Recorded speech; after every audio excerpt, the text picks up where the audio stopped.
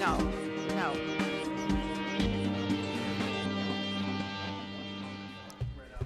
Good afternoon. Good afternoon. I'd like to welcome you to our emergency meeting. The Board of Trustees of the Cypress-Fairbanks Independent School District is now convened in an emergency meeting on Friday, September 1st, 2017 in the boardroom of the Cypress-Fairbanks Independent School District Instructional Support Center, 10300 Jones Road, Houston, Texas, at 1 o'clock. I want to welcome the members of our audience and our television viewers to this meeting of the Board of Trustees. As the Cypress-Fairbanks Board of Trustees, we are here to set goals, listen to reports from the superintendent, approve budgets, contracts, personnel appointments, and make policy for the district. It is not the role of the board to make day-to-day operational decisions. The management and day-to-day operations of the district are the responsibility of the superintendent. We have policies and procedures in place to resolve any concerns and issues.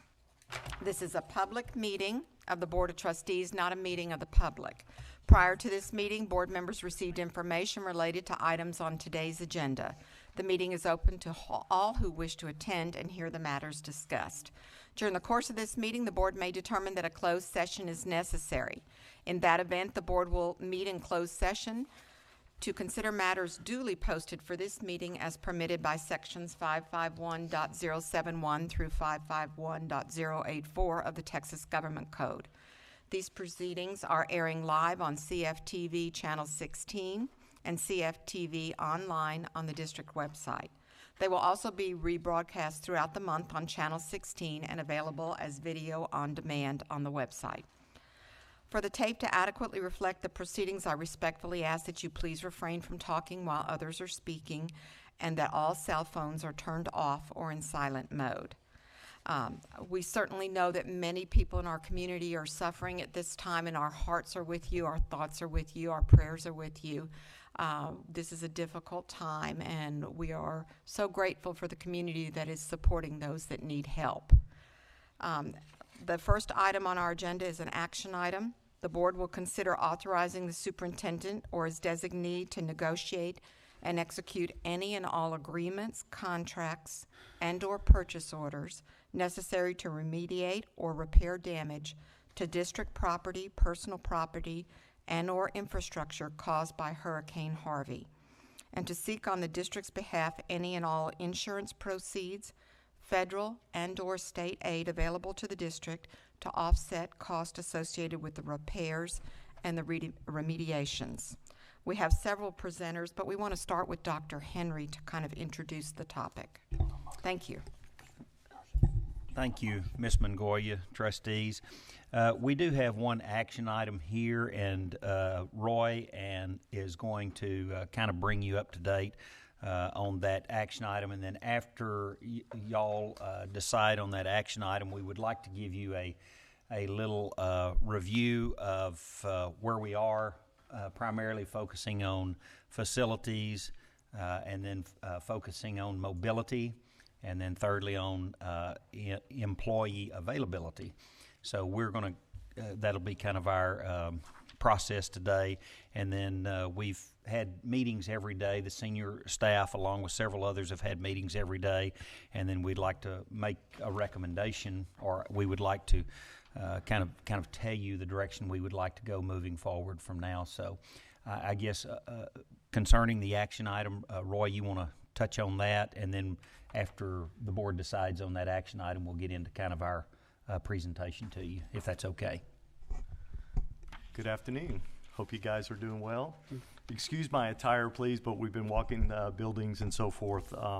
The item we have before you for approval is exact same item we had to implement for Hurricane Ike, and it's basically is going to give me and my team and others the authorization to enter into all contracts we need to do to move forward so we can get the district restored for the day we return students back to the campus. Dr. Ng, you want me to go into detail of the report now, or just talk about the agenda item first? Okay. Okay. This will give us the ability to issue purchase orders, enter into contracts for any work that we need to bring third-party people in to assist us to get the district back in working order. The good news, and I'll tell you in the report later as we go through the update there, but it looks like it's going to be very minimal number of contracts I need to enter into in terms of getting things ordered and in place. We'll have one campus that we need to really implement a third-party contractor to come in to assist us, as well as the relocation of that campus to another facility. So what we are asking for you is to approve this item that allows us to move forward with these expenditures, and then we'll work with the insurance companies and FEMA to get any and all reimbursements that are due back to the district to help offset our costs. All right, thank you for the explanation of the agenda item. May I have a motion at this time? Mr. Madam President, I move the board authorize the superintendent or his designee to negotiate and execute any and all agreements, contracts, and/or purchase orders necessary to remediate and or repair damage to district property, personal property, and/or infrastructure caused by Hurricane Harvey, and to seek on the district's behalf any and all insurance proceeds, federal and/or state aid available to the district to offset costs associated with the repair and remediation. Thank you, Mr. Ryan. May I have a second? Second. Mr. Covey seconds. Is there any further discussion on this item? Is this where we're going to have the presentation to everybody? We're going to vote and then we're going to vote. We'll vote first? All right. If that's okay. That's fine. Yes, that's fine. All right, with seeing no further discussion, all those that agree with the item, will you please raise your right hand? It is unanimous. Please note that Ms. Hartley is unavailable, as is Dr. Ogletree. Thank you. Okay, thank you, trustees.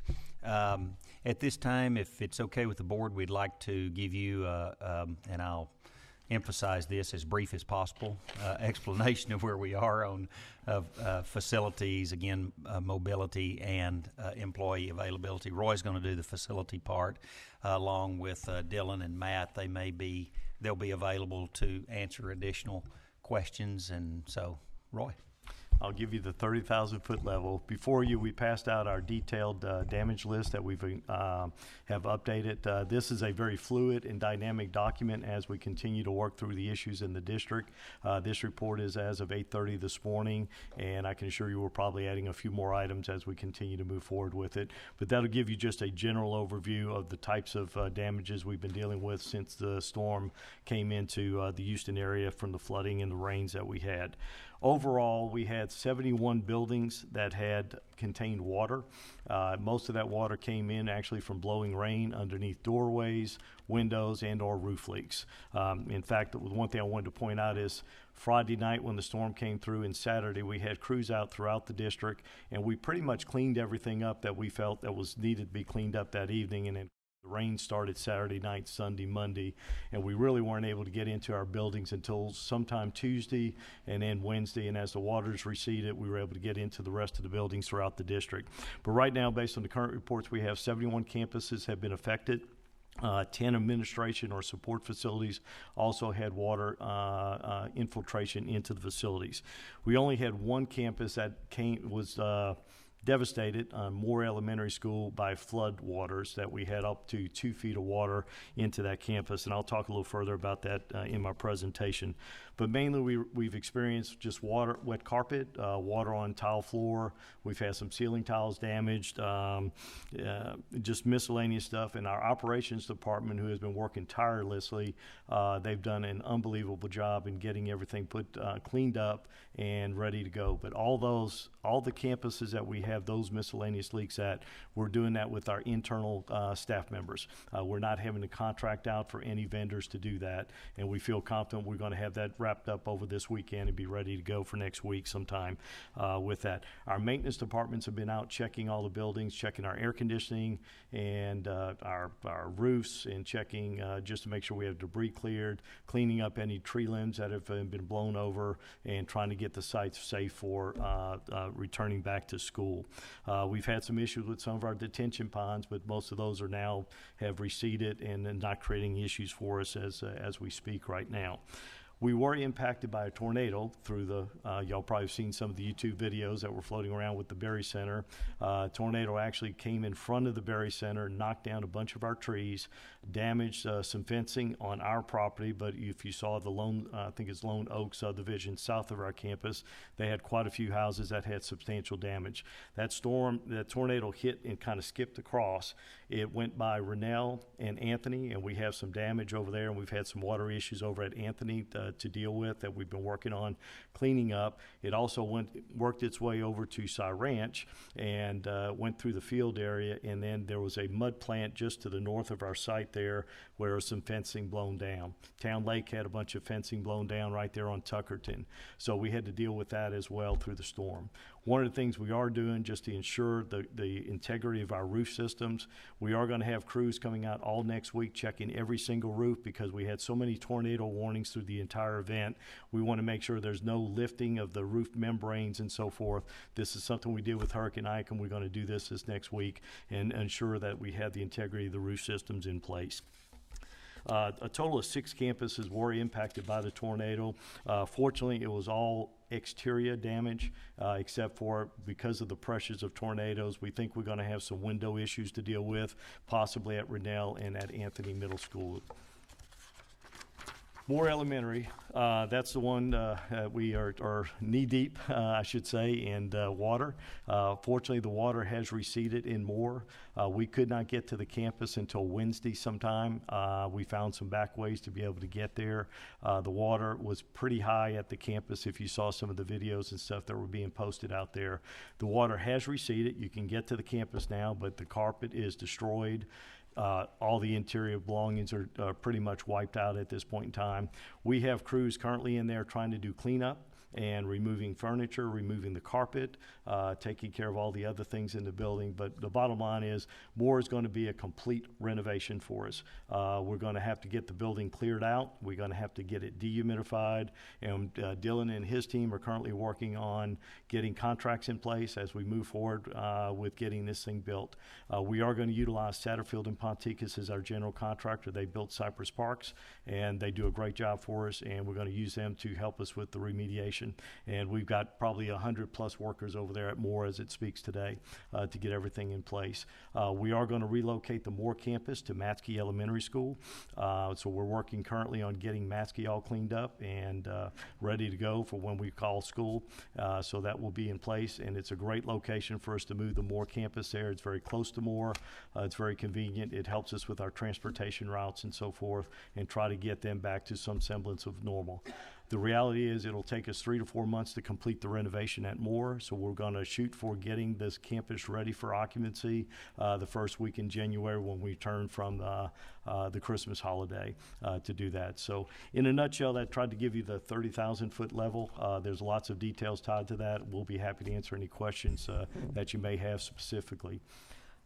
Roy, let me ask you about power. Do all of our campuses have power? Yes. Believe it or not, we were very fortunate in terms of the power situation. We only had, I think, 2 campuses, and then during the storm, another campus went down. But as far as we know, as of today, all the power has been restored at those campuses. In fact, it was restored very quickly right after the storm. I think it was Saturday or Sunday we had power at those campuses. One of the things I failed to mention is, fortunately, with hurricanes, you can prepare. Our teams just did a phenomenal job between Matt Morgan and Dylan Brady and their teams. We did a lot of preparation work at all our campuses. Under Dr. Henry's direction, we instructed the campus to remove any boxes, any computers or anything that were on the floor, get them up before they left the campus on Friday, and that was a major help in terms of minimizing the damage in our facilities.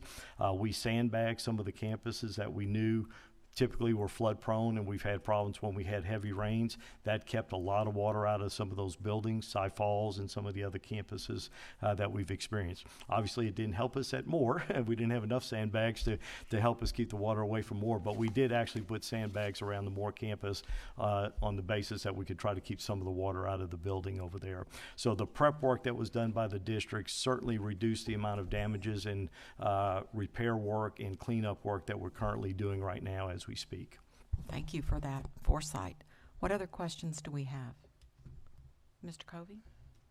Just quickly, because I don't see the old Matsky on here, was there anything we needed to do to get it ready for the more kids? Basically, we were using Matsky after we moved them into the new elementary school. We've been using it as a storage facility for right now temporarily until we go do the renovation at Matsky that we're currently designing. So the administration under Dr. Henry's direction, we looked at Matsky as an option for more. It really works out very well for that to work. So we've had cleanup crews in Matsky getting it cleaned up. We moved the furniture out. We're getting that building basically set up as an elementary school right now. So we've got teams getting the furniture set up. We're working on supplies and everything else. Matt can probably talk further about that on the purchasing side of things, what we're doing for Matsky.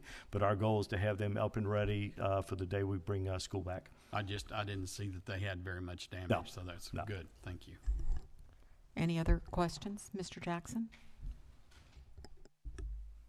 I know that we have procedures in place to address this, but I would like for you to briefly go over them. I'm aware of the fact that certain boil water notices did go out in Greater Harris County area, and some mud plants were in fact voided. So if you would briefly review our procedures to ensure water quality and air quality when we reopen our schools. Absolutely. Great question and comments. Right now, we currently have 3 facilities that are currently impacted by mud issues. Obviously, Moore Elementary School, that's obviously not going to impact us since we're not going to be occupying that building for several months. But we have the lift stations at both Yeager Elementary School mud as well as the mud that serves Horn and Truett. Water is safe. We're having some sanitary sewer issues right now. So Dylan and the team is tracking that right now to see what steps we need to take. But one of the things we have one staff member that's all he's doing right now is working with the MUDs and making sure we have clear water and so we don't have any boil water notifications. And as at this time, we've cleared all the campuses from water quality. We just have those 2 campuses that we were dealing with the sanitary sewer issue. As terms of air quality, right now, because of the minimal water we had in the building, there's really no need for us to go in and do a bunch of air testing. We are doing air testing at Moore. We're taking air samples as we speak, and we'll be taking air samples throughout the process to ensure that we have a safe school environment when we complete the renovations and get more back in. The nice part about Moore, they're going to have brand new carpet, new furniture, new paint on the wall, new ceiling tiles. In fact, some of the mechanical and electrical equipment will probably have to be replaced because of that being submerged in the water. So Moore will be basically a brand new school when we're done in December. Excellent. Thank you. You're welcome. Just one of the things that Roy really emphasized to us this morning in our staff meeting was it is a very fluid situation and that things change every day. And as things change, any major occurrences that we have or discoveries that we have, we will keep the board informed about those. Yeah, it's been very dynamic. Things happened as soon as we finished our meeting. We were dealing with some other issues as soon as we walked out of the room to take care of. But our team is enabled. They're out there doing everything we need to do to ensure that our buildings will be safe and secure for our staff and students. That's our number one priority. Thank you, Roy. Any other questions? I just want to make sure, Marnie, from the legal standpoint, with our action item that we've had today, that the board has allowed Mark and his team to do whatever they need to do, correct? Yes, sir. We drafted it as broadly as we could, and actually Roy and I tweaked it even a little bit. This is kind of similar to what we had to do after Ike, as you'll recall. So thank you for that question, but we hope we've covered it. Okay, just want to make sure, and yes, we remember Ike. One thing I should add, I failed to mention this, is I've already met with our insurance adjuster and had a conversation with him yesterday afternoon for about 45 minutes, gave him a quick rundown of the damage report I've just shared with you all. Everything we have got in motion, he's on board with it. He supports exactly what we're doing, especially with the Moore campus. And this is something we've always done in any type of disaster situation. The insurance adjuster, we have worked with him for a number of years. He knows what we do, how we prepare for situations, and how we approach making sure we take care of business. And I don't anticipate a lot of issues in terms of any insurance reimbursement. We're getting everything geared up as well because we will be going through a FEMA reimbursement as well.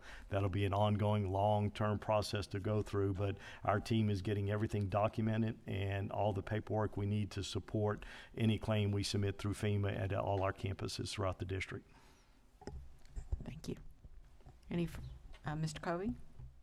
I guess I'm gonna come back to just that one question. You're talking about 71 campuses and 10 administrative support. So that only leaves us, 20 that don't have any problems whatsoever, but we have checked them out Yes. fully and everything is Absolutely. operational and we're in Yeah. good shape there.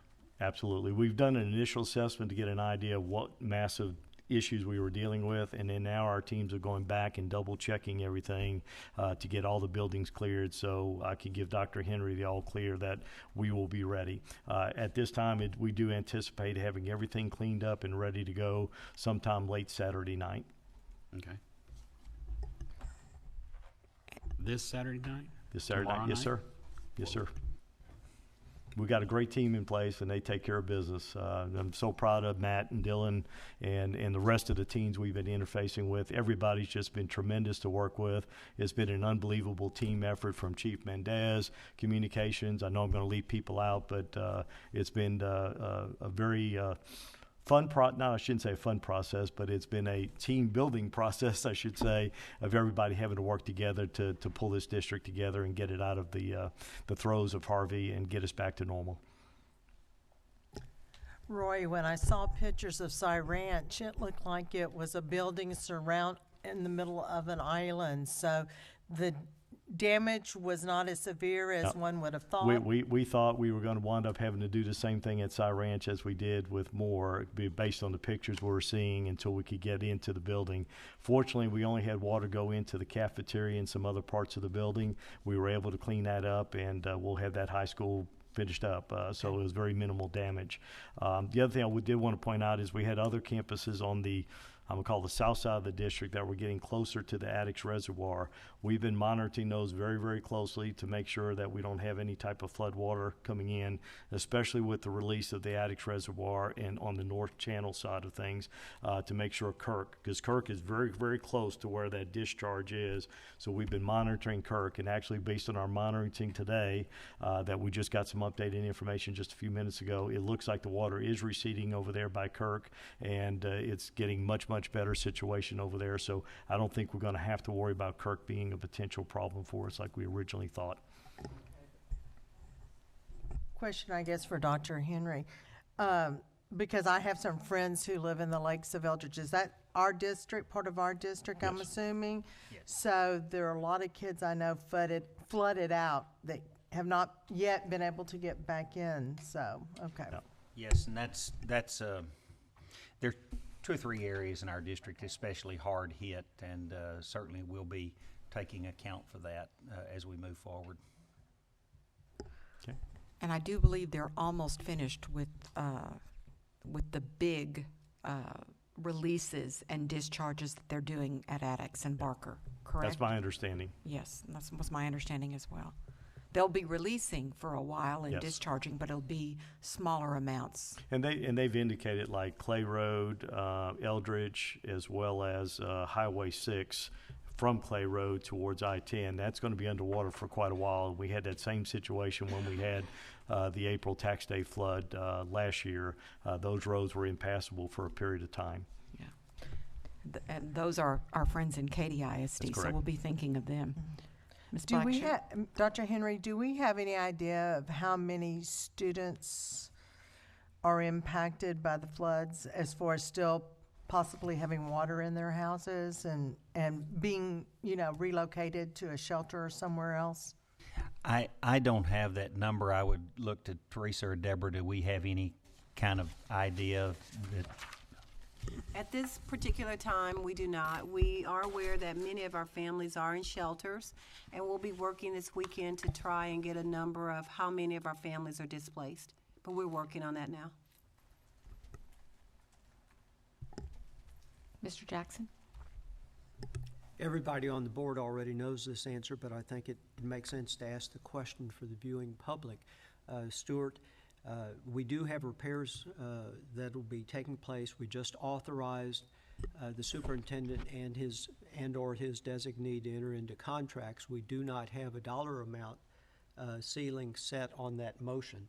Do you have any concerns that M&O will not be sufficient to handle the financing of the repairs that need to be made? No, sir, I don't have any concerns about that. We have a large enough fund balance to be able to, gives us a lot of flexibility in terms of what we need to do to be able to get the district up and going on an operation standpoint. So, no, sir, I don't have any concerns. And even so, it would only be on a temporary basis if we had to utilize those funds because of anticipated reimbursements from the insurance company. Excellent, thank you. The other question, and it kind of piggybacks on what Debbie was asking. Certainly, we have water receding. We know that there is another storm out in the Gulf. Please comment on what we know of potential weather coming up in the next week or so that might change or impact opening of schools or displacement of additional families. Certainly, we continue to monitor from our team perspective any storms so that we have adequate time to prepare our facilities. The last time I checked the weather report on the tropical depression that was in the Gulf, I think they had indicated last night that it was about a 10% chance of forming. Of course, we have Hurricane Irma, I think it is, way out there in the Atlantic, and you're seeing different models right now, but I think they've indicated that could be at least another week and a half before it could be any threat to the United States. But our teams are certainly monitoring that, and as we see any indications that it could be a risk to us, then certainly our teams will be ready to go ahead and implement plans to be prepared again. Hopefully that will not be the case, but we'll take the same steps we just took for Hurricane Harvey to make sure our facilities are protected as best we can. Thank you. You're welcome. Mr. Covey? Yeah, and this is directed to you, Stuart, and you probably can help me here. Because I remember when we went through Ike, I remember that our deductible was certainly workable in our budget. And I was just wondering, I'm sure it's changed in the last 6 or 7 years on what the deductible is, but are we at a point where that's going to be beneficial to us? Can you share that with us right now? Well, our deductible is, for a named storm, which this was obviously, a named storm is a 3% of the value of the property on a per building basis. Certainly we're going to have to eat that amount, across the district, depending upon what that damage ends up being in terms of the dollar amount. However, we have several campuses that are covered under the National Flood Insurance Program, and more specifically, we will be, in fact, we've already been in touch with our adjuster there to work with the NPI, the NFIP program to begin the process of making that claim and recovering those dollars for more, and then any of the other schools that we have covered under that program as well. Thanks. Any other questions for Mr. Could I just add one thing to that? Sure. And Stuart, of course, touched on the insurance end, but just as a point of reference, you may have noticed in the news at least 2 senators I've heard talk about that there's going to be some additional funds needed. I have talked to our own state representatives, and I have their assurance that they're going to be working with us to meet the financial needs that we're going to have the entire year of 17-18. And then I also had a conversation with Mike Morath, Commissioner of Education, this morning, and he assured me that any ADA harm that we might have because of displaced students, that he has some authority to help us there. So I feel confident that we're going to be fine in the end financially, and as Stuart touched on, he and his team have done a wonderful job of making sure that we have a fund balance available to handle any short-term major expenses. So we really, this is going to sound funny, I don't think this is going to be a financial issue for the district. For a lot of people it is, but for the district I think we're going to be fine by the time it all washes out. Thank you, Dr. Henry. Ms. Blackshear? And Dr. Henry, I assume that our counseling services are working to be prepared when school starts again to work with our students who have been displaced and traumatized by this weather event or epic event. I'll let Roy, because that's kind of an area he oversees, so I'll let him kind of update you there. Most definitely, Debbie and members of the board. Franklin Sampson, our Director of Guidance and Counseling, has already communicated many different resources to the various counselors, all of our counselors for that matter, and they will be on guard, ready to go. Some have already been assisting at shelters that we are aware of, just to provide that support that they need now, and we'll make sure we continue to do that throughout. All right, I think we are. One more? Okay. Mr. Covey? And this is probably to Dr. Henry. So just in support of our teachers and support staff, where are we? Because it had happened before we'd actually started school. Are salaries being paid, or is everybody going to be taken care of, and insurance and stuff like that? Can you kind of share all that information with us? Yes, our HR team led by Sharita Franklin, and of course our payroll and business services that Stewart oversees. They've worked, in fact, they worked towards, they've been working this week to make sure that all of our new people, all of our existing people are in the system. And so everybody's got paid on the 1st or the 31st, and everybody will be paid on the 15th, except for our associate superintendent for C&I. She's the only one we've left out. I saw her not paying attention, so I decided to call her down. All right, so we've had that part of the report. I want to remind everybody we're going to have a couple of additional reports, but I know I speak on behalf of all of the board. Mr. Sprague, your team is amazing. I know that you've relied on our police department and student services and many other helpers, but the pre-work done evidently helped quite a bit, and we're really so grateful for the skills in your department and how well you guys take and do with what you have to make sure that our campuses are safe. Thank you so much. Yeah. All right, Dr. Henry, I think we have a second report. You want to start that one? Yes, the second portion of our report, and I would add to what you said, Ms. Mangoya. Roy has two just outstanding lieutenants in Dylan Brady down here and Matt Morgan, and I can tell you and he will tell you that I don't know that anyone has better leadership in that operations department than we do with Roy, Dylan, and Matt, and certainly I appreciate all the work they've done during this very difficult time. We're going to talk about mobility now, and I've asked our new Police Chief, Chief Mendez, to address that, and then after he is finished answering your questions, I've asked Matt to just touch a little bit on transportation from the school district standpoint. Thank you, Dr. Henry. Good afternoon, Board. We continue to watch the mobility of our district and the roads that are open. At this time, a lot of roads are open, and most people don't even notice the flooding that's occurred in certain parts of the district. Obviously, we're still monitoring the area around Kirk because of the reservoir release. I know that Roy said we can get there, and it wasn't just not too long ago I got a text from my officer saying that you can get there, but you can get there with a high truck. You can't get there with a regular car. So water comes and water goes, but we continue to monitor that area. There's a couple of other locations that we continue to watch. I believe you mentioned one neighborhood, and that's one of the ones that we're watching to ensure that when we decide on the start of school and when we go back, that we can provide adequate information to transportation so they can get in and out of those locations. So the Lakes of Eldridge and Twin Lakes is still underwater, and so we're still working around those areas. And I know that Jarvis between Barker and Telge is still underwater, and so there's areas out there that we continue to monitor and watch. The officers are out on patrol. They are going by the campuses, and they are noting routes to the schools.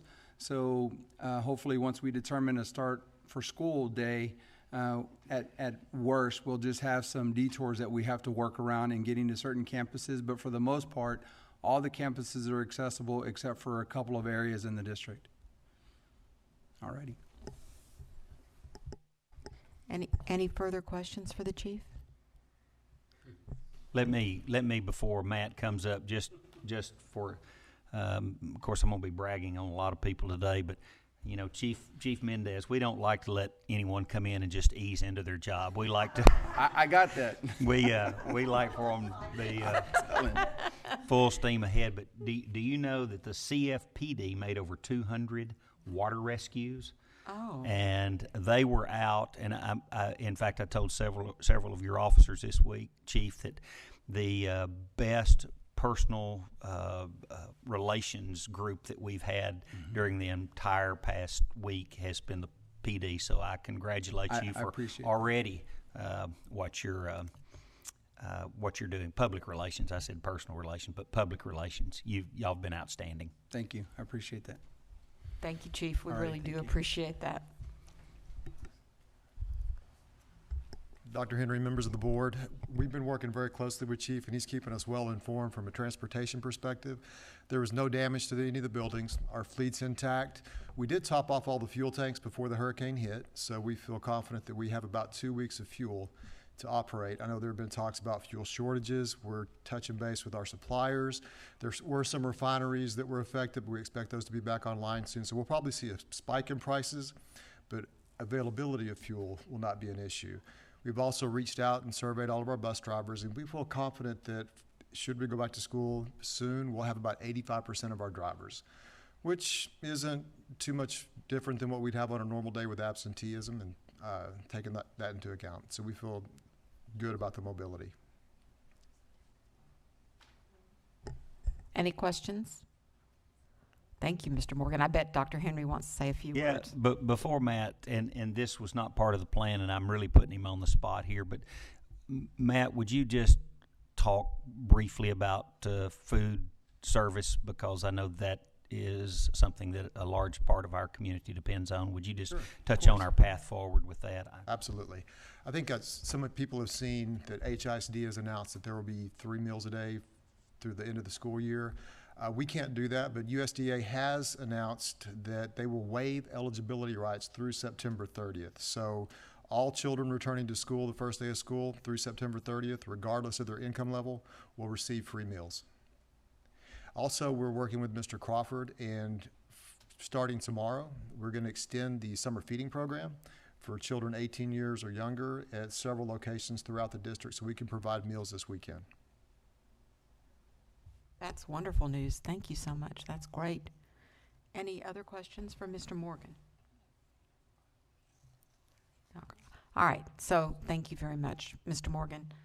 So, Mark, I think you have one other topic you want to discuss. Yes. As I said, we hit facilities and we've talked mobility, and now I want to talk about employee availability. That was the big if that we had, and I've asked Teresa to address that, along with help from Sharita and Nicole if she needs that, or any questions that you might have. So, Teresa.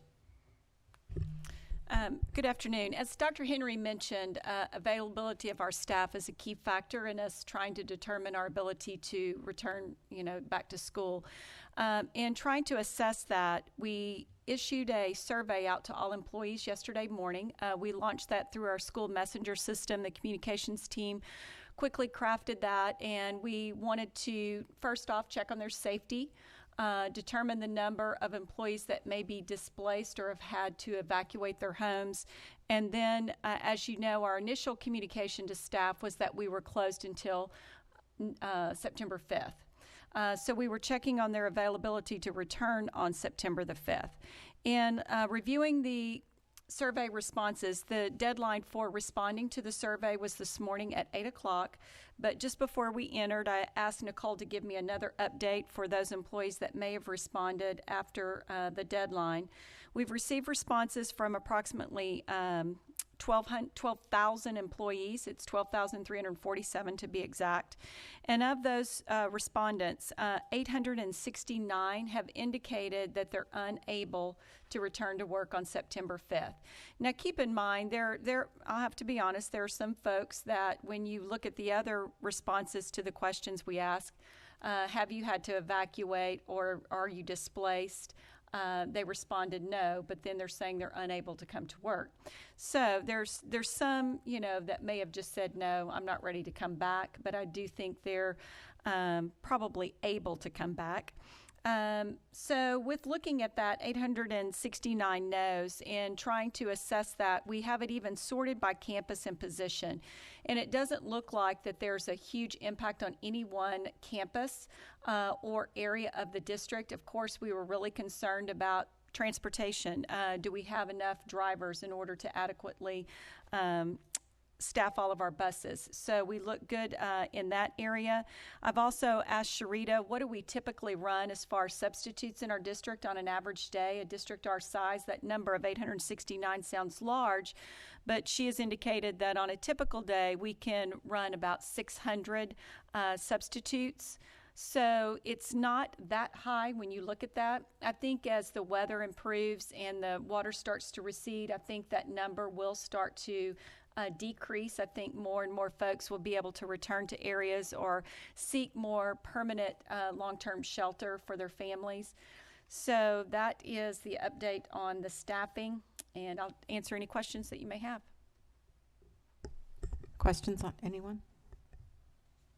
Now that is staff and not students. We don't have students surveyed, correct? That is correct. We did not issue a student survey, but keep in mind, so many of our employees live within the boundaries of the school district. That percentage runs about 87%.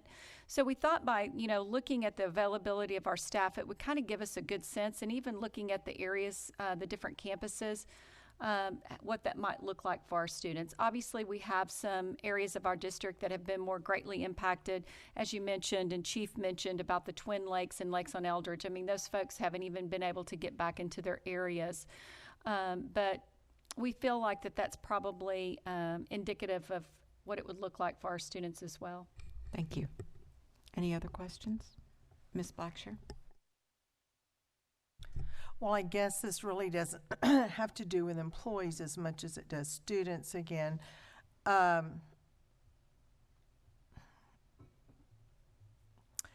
the students, how many students do we have a feel for how many students live in those areas that we know are still impacted? Like the Lakes of Eldridge, Twin Lakes? I don't have those numbers with me, Debbie, but we can run those res codes and look at that. The one thing though, even if a family is displaced, I mean, when we look at those neighborhoods, it's very likely that those families will be displaced for quite some time. Right. And so, keep in mind, and Deborah can certainly chime in and talk about this process of registering and getting kids enrolled if they're displaced in another attendance zone, what we're going to do to get them and transport them around the district to a school. What middle school and high school is for that zone? Those communities feed into Truett Middle School and to Cypress Ridge High School. Okay, thank you. Any other questions? Dr. Henry? Yes, thank you for those great questions. And, based on the three areas that we presented to you this evening, and knowing that there are going to be many cases of people that are not in the area, there's going to be students who may not make it back yet, there's going to be employees that cannot make it back. Based on the information that we provided to you, we think the vast majority of the community not only is ready to come back to school, but probably needs us back in school. So those that are affected can know that their children and their students are taken care of in a safe environment, which is Cy-Fair ISD, while they're working on their personal issues, along with also many that have to get back to work. So in consultation, we've been working on this all week, and I know some schools have released for the entire week next week.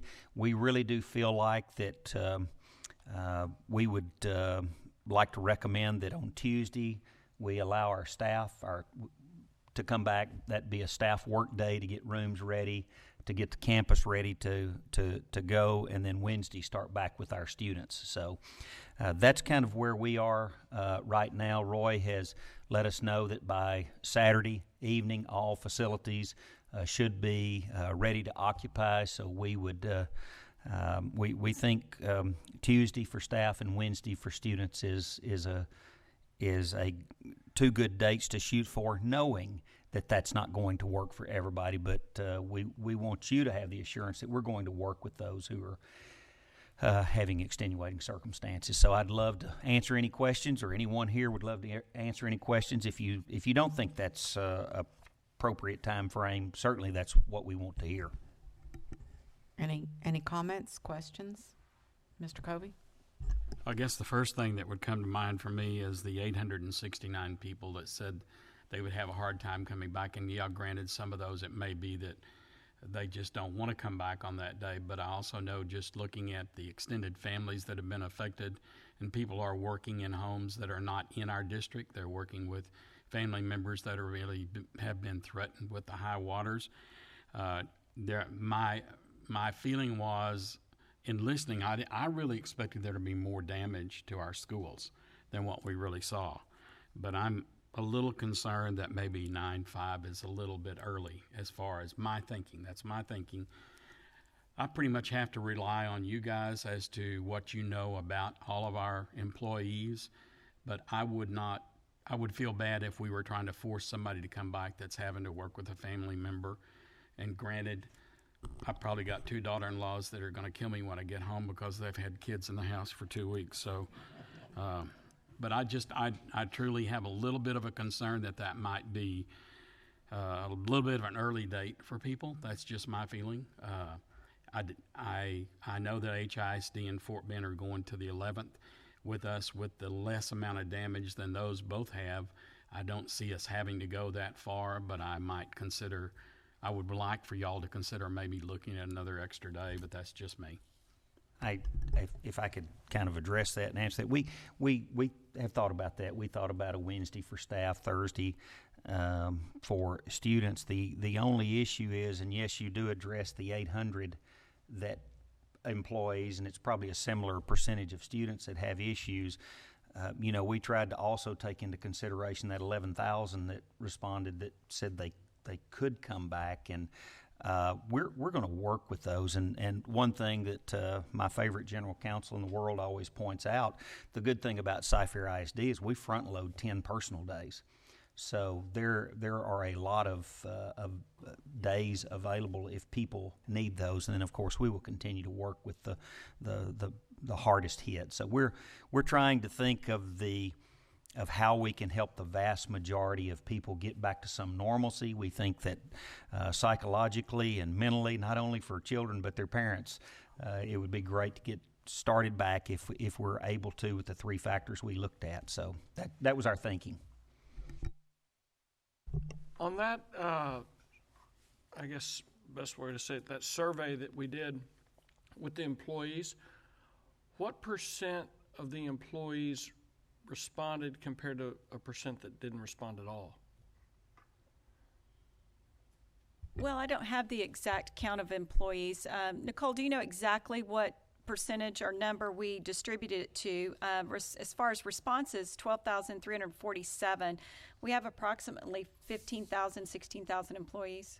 The survey went out to a little over 16,000 employees. Now, we do know that a lot of them don't have necessarily access to email. We did a voice call out, text message, and email, and then gave them the option to go to the website and take the survey through our website in the event that they, didn't have access to email. So I don't have the numbers calculated, but it's a pretty high percentage based on the number of respondents to the actual number of our employees. It would be 75%. Yeah. Thank you, Stuart. Yeah, 80, yeah. So those that didn't respond may have not responded for whatever reason. Do you feel, Teresa and team, that you have enough people to run and manage the schools? To me, that's a real critical question. Without the 869 that have said, for whatever reason, and they probably are, just like Mr. Covey suggested, dealing with extended family with issues. Without them and some percentage, likely same percentage of the others that didn't respond, will you have enough staff to manage our facilities? That's a great question, Ms. Mangoya, and I think we really tried to look at also the location, and we don't have a high concentration of employees at one facility or one campus indicating that they're unable to report to work. And so when you look at that across the district and the number of work sites, we do not feel that it would have a huge impact on any one campus or area of the district. That's very reassuring to me. Mr. Jackson? A couple of comments and a follow-up question. First, I think management's thought about having the teachers come back on that first day makes a world of sense. You won't know how many people can come back until you say, come back, right? Following up, though, on what Don asked and the 25% non-respondents, have you looked at a worst-case scenario, a little sensitivity analysis, as to how that 25% is spread among all of our campuses? Does that pop up any risk factors of non-attendance at any of our campuses? That's another good question. We have not looked at the location for the non-respondents. We have not looked at that as far as running a report on that. Is there an ability to run that with our school messenger system for the non-respondents? I'll look into it to see if we can get a report on the non-respondents. And keep in mind that the percentage of non-respondents is not only just campus personnel, it's other administrative personnel as well. For instance, I received the survey, but I didn't respond. So, I haven't responded either. So it's not just campus personnel that did not respond. Dr. Macias, we're really glad that you did take the time to respond to that survey. I'm just kidding. She thought it was a raffle. Ms. Blackshear. I guess I tend to think along the lines of Mr. Covey because, you know, I personally have not been impacted. I am dry. My kids are dry. We did not go through anything like so many people in our community have experienced. And I just want to make sure, I know so many people who are working, as Bob said, with extended families, and I have 2 families that are about to come live with us in our travel trailers.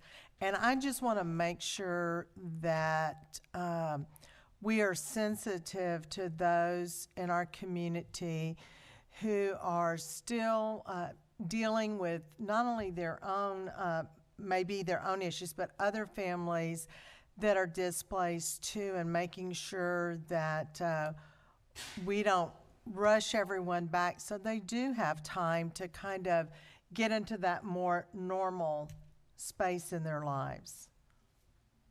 Thank you, Ms. Blackshear. Mr. Jackson? The other comment I was going to make is that it is well documented among counseling professionals that they support what you said, Mark. In times of trauma, it's generally regarded that a part of the healing process is when you can return to some type of routine, some type of normalcy. And I agree, we have to have sensitivity toward both staff as well as students that can't come back in, and I'm sure that curriculum will be responsive to that, as well as campus management and central management. But by the same token, the faster we get started, and if we do not have physical constraints, and I suspect we probably do at Kirk, and that will pose a special problem for management to deal with in some fashion. But you won't know until you start. So I still remain supportive of the start dates as outlined. Problems will come up, but until you start, you won't know what those problems are, and you can't work on solving them until you start. And we no matter what decision we made, we fully expected criticism because that's just what happens. If we waited to the 11th, there would be criticism. If we if we start Wednesday, there'll be criticism. All I can tell you, and hopefully the 5 of you are here and the other 2 that aren't, y'all know how sensitive I am to people's hardships and hard times, and I can tell you that with our employees and with our students, we're going to work with them and help them. And we really did feel like in that decision to get children back in school where parents knew their kids were taken care of, even those the most affected, they would have time to work on the very serious personal and possibly work-related issues. So we really were taking them in mind also. And I've had some very touching emails from folks, and I just said, look, we're going to take care of you because that's what we do. Dr. Henry, I was just going to clarify, and even though I am your only general counsel, I do appreciate being your favorite. I did not answer the survey. But, and I did not answer the survey. Dr. Henry initially was of the same mindset, Ms. Blacksher, Mr. Covey, and I really encourage more sort of what we're doing, thinking about when you have 77%, Dylan says, of most likely, students and staff who need to get back to a routine, they can support that other 25%. It just doesn't make sense for us to make decisions and govern based on the 25%.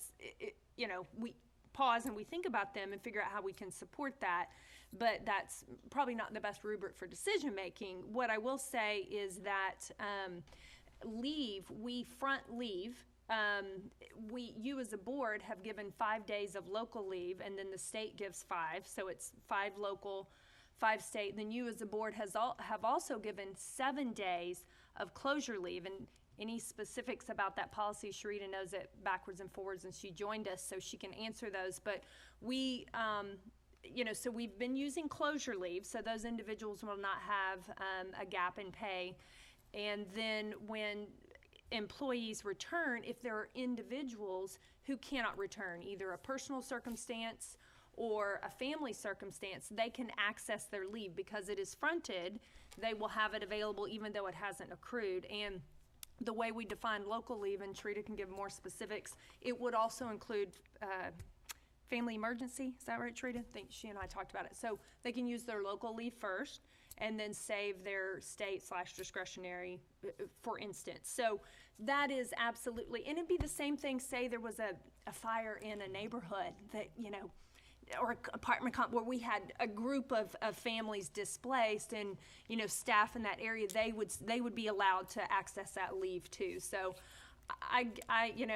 Dr. Henry is as compassionate as you are, and I'm, not as much, but we talked through it, and I do think the accessibility of the leave provides that support. And then Deb's team, of course, if he's been sending me, stuff on the homelessness, will support students in that way. A lot of different things Deb's team is doing in that regard. So I do think we've got both fronts covered. But the leave thing, I wanted to assure you that leave is fronted and that they can use either of those banks. Thank you for that clarification. Mr. Ryan? I just cringe every time Marnie says briefly. Mark, I will say, and you're right when you made the comment, regardless of what we decide, there's going to be people that are not happy with that decision. But I will say, I was Julie and I were talking last night, and in all of my years of service, you're definitely the most compassionate superintendent I've ever worked with. Seriously. I mean, I think you go above and beyond in caring for the community, our students, our staff. So I know that when you made this decision, it was well thought out, and you have my full support. So just want to let you know that. Thank you, Mr. Ryan. Mr. Covey? Just one final question, and Mark, I know all the superintendents have been in conferences on a daily basis, and it was interesting to hear the HISD superintendent talk about that and how all of you have been working together, which I think that's awesome. It really is. So my question then is our neighboring districts, taking out Fort Bend and HISD, which of course, and some of those in the south, which are really devastated. Are they all planning to do this same schedule? Great question, Mr. Covey. I can tell you that Katy is not starting back till September 11th, that Monday, but a big part of their problem is the National Guard has actually commandeered Katy High School. So they don't even have access to that building. And then they had some neighborhoods probably more devastated, or more neighborhoods more devastated than some of them that we had, and more building damage. I can tell you that our neighbor Klein is opening up on roughly the same schedule. I can't remember if they're Tuesday, Wednesday, or Wednesday, Thursday, but they're opening up next week. Aldine, and I don't know if they've announced yet, but I have talked to Dr. Bamberg. They're planning a similar opening. Tomball, I'm not sure, Teresa, are you aware of Tomball? Most everyone kind of to the north of us is kind of following along some type of schedule, and then everyone to the south of us is waiting until the 11th. So we're kind of stuck in the middle. I just want to say, and I agree with what Don said, Mark, you're one of the most compassionate people I know as well. And after listening to discussion, I fully support starting classes back on Wednesday. Mr. Covey, are you a little more comfortable? Yeah, I am. He's reluctantly comfortable. I'm telling my daughter-in-laws, yes, I'm going along with it. Okay. So, Mr. Jackson? Teresa, if you would, go ahead and run the non-responders and make certain that the board has that information, just so that I know that y'all have taken a look at that in your evaluation. Thank you. So it looks to me, and I don't want to presume anything, I never do want to do that, but it looks to me like you have the support of the board, particularly if you have a good Tuesday with staff and your survey analysis continues to show that we can fully run the schools and we're not going to have any difficulty with staff. I want to make sure that the board agrees with my assessment. I'm feeling that they do, yes. And I would just to make sure everybody's aware of this, it's not going to be real smooth next week. I mean, it's going to be bumpy, just like the start of school always is a little bumpy. And this is a situation where some people cannot make it, and we'll just have to work with those folks. And there may be some teachers that have to take on a few extra kids until other employees can get back. But we're going to make it work, and I think it's a great decision for the vast majority, not those that have experienced great disaster and tragedy. But I really do think that, as Tom touched on, and some of the same stuff I've read, that getting students and families back to normal as soon as possible is a good plan. Not a perfect plan. I would say that we agree with you on that, Dr. Henry. And I assume that you're in contact with your bus buddies and our volunteers, and all of that is going to move forward.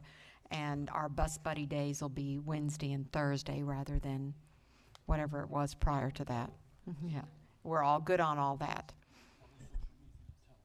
And yes, there's always notices on social media of exactly what we're doing, and I assume that this will all be put out as all of our information has been put out through both Facebook and Twitter and everything else, our website. All right. Thanks, Dr. Henry. Just one more point that's related but unrelated. Just a reminder, anybody that might be watching, or as you said, with social media, we do have a point of distribution going on at the Berry Center, and we had pretty lengthy lines there today. So many of our businesses, faith-based groups, individuals have donated to make sure those less fortunate have the essentials that they need in order to function during this very difficult time. And I would commend Nicole and Leslie Francis especially for her organization of that, and just. We have been, I think Roy uses a term, in a very dynamic mode. We've had shelters, we've had to turn shelters into elementary schools, and we've been making those decisions on the fly. I don't know that you can prepare completely for a situation, but I will say the the shining light in all of this is to see this community to come together from all different areas and taking care of each other. I can tell you, as a board, the people that work with me on a daily basis, y'all really have a talented group there, and I know y'all know that, and I appreciate them so much during this very difficult time to help this community get through it. I told a reporter today with Al Jazeera America, he came to interview me, and I told him, I said, the unique thing about Cy-Fair ISD is the school district is the municipality, and some of those services that you, like HISD, can get from the city, we can't. So the district turns into the government agency that steps in and takes care and organizes people during this difficult time. Thank you, Dr. Henry. Ms. Blackshear? Dr. Henry, for the students that may be in permanent shelters and, not in housing, like I know the Metropolitan Baptist Church is one of those locations, and I know there are more in our community. Are there plans to send personnel into those shelters to see about registering kids and maybe sending a bus over there to pick up kids to take them to school? We've had a lot of conversations about that, and those conversations will continue, but I know Dr. Stewart is putting a plan together, so yes, we're going to be reaching out to those shelters and making sure that we get students where they belong. Right, Matt? Yes. Okay. I would also add to your point of distribution comment that we also do have a fund geared to help students and staff, and those links are on social media, and that is being also headed, I think, by Leslie Francis's team, Community Engagement. Do you have an address that you would like to release on that, Dr.? It's on the district website, and then individual campuses may have also set up opportunities for people to donate to those particular school communities. Right, so there are lots of opportunities. Are there any other things that we need to go over? I want to just make one more statement. I'm sorry, Don. Don did, this is not the comment I want to make, but I will make this one. I guess Stewart or Roy, Don was wanting to know if FEMA might fund some batteries for that clock back there, but we planned on actually having that fixed before the next board meeting, but our custodial staff's been a little busy the last week. But we'll make sure it's taken care of before Thursday night next week. Just to add, a large group, Tom, of our non-responders are generally our ancillary personnel. And just to let you know that I know that Matt has reached out to transportation, their directors, to personally survey them. And Tammy has also done the same thing with our custodial staff. So a lot of those folks have been reached out to, but may not be evident in the survey. Thank you. I think that does conclude our business, and we look forward to seeing you in our regular meeting. Committee of Whole is Thursday next week, and a week from Monday will be our regular board meeting. Thank you very much.